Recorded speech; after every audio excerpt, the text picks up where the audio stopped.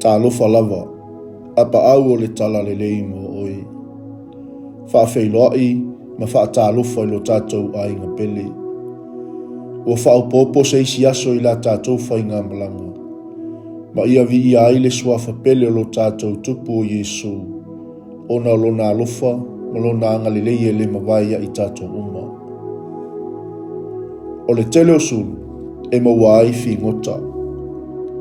E maua fo'i le malosi i le ola fitu whaai.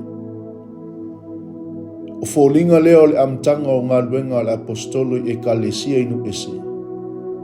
Whai mai e fi whaasoai, so o tau au, ma ngā lulu e whelango lango mai.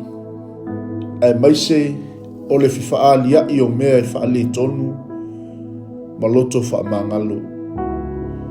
E te talaina se whaamaina whaaleanganga, pe awa iatu se tasi i au fōlinga ma whaabeatu. Ua whaamangaloina oe e le atua. Ua au whaamangaloina oe.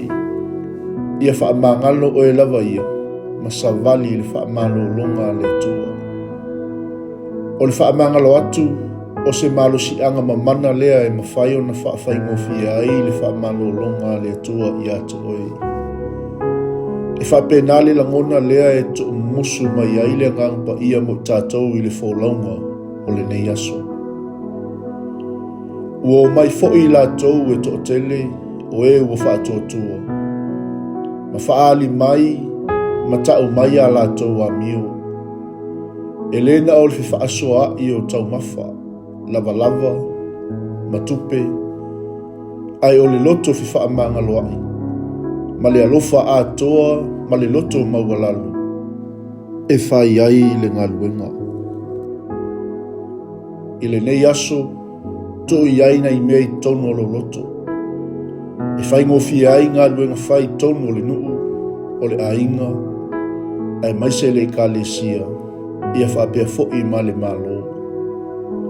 Awane i ngalo lau tatalu, ia o mai lo malo, ma ia whaia lo fina ngalo i le lalolanga, e pei o na whaia i le langa.